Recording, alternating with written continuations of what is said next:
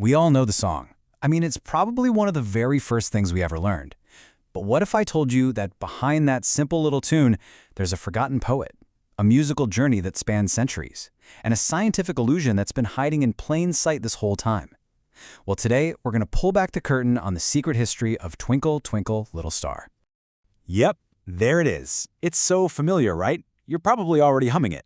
These lines are just a fundamental part of childhood. It's simple, it's comforting, and we all feel like we know it. But here's the thing. What we think we know is really just the tip of the iceberg.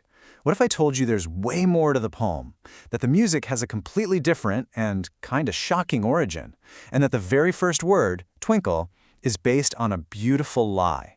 Let's dive in. All right, so first big surprise. That little rhyme we all sing is actually just a tiny piece of a much longer poem. It's kind of like you've only ever read the first page of your favorite book, and you had no idea there were whole other chapters. That's right. Not 2, not 3, but 5 full stanzas. And you know the verses we've all forgotten? They actually tell a real story, and they give the star a purpose that goes way beyond just looking pretty in the sky. So check this out. These forgotten verses totally change the meaning. The star isn't just an object of wonder anymore. It's a guide. It's a tiny spark that's lighting the way for a traveler in the dark. All of a sudden, the poem is about gratitude, and the star has this super important job. And it was all written by someone who, believe it or not, has also been largely forgotten. Which, of course, brings us to the next huge reveal. Who actually wrote these famous words? For the longest time, the answer was just anonymous. But that is not the real story at all. So no, this wasn't some ancient folk rhyme passed down for generations. It was a specific poem with a title, The Star, written by an English poet named Jane Taylor. And she published it way back in 1806 in a book she wrote with her sister called Rhymes for the Nursery. And just think about how incredible that is for a second. Jane Taylor was only 23 years old when she wrote one of the most lasting poems in history.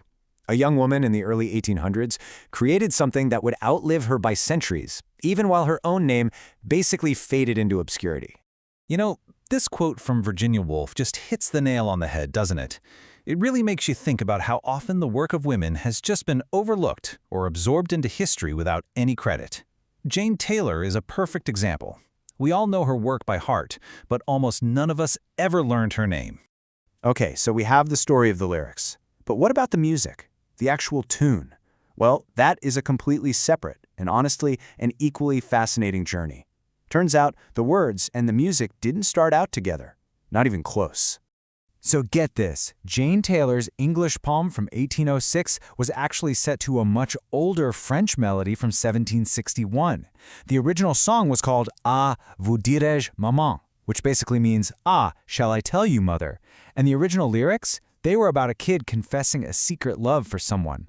A little different from a twinkling star, right? And here it is, the big aha moment. This one simple French folk tune is maybe the hardest working melody in history. It's the musical backbone for not 1, not 2, but 3 of the most famous children's songs in the entire world. Once you see it, you can't unhear it. They're all the same song. But the story gets even wilder. Decades before it was matched with Jane Taylor's poem, this little French tune caught the ear of Wolfgang Amadeus Mozart. Yep, that Mozart. He was so into it that he wrote 12 of his own classical variations on the theme. He took a simple folk melody and turned it into a work of genius. So we've got an English poem, a French melody, and a touch of Mozart all coming together to create a classic. But now it's time for the final and maybe the most mind-bending part of the story. We're going to shift from history to science to ask a really basic question. It's the entire idea of the song, right? The very first word? But is it even accurate? Do stars, millions and millions of miles away, really flicker on and off like that?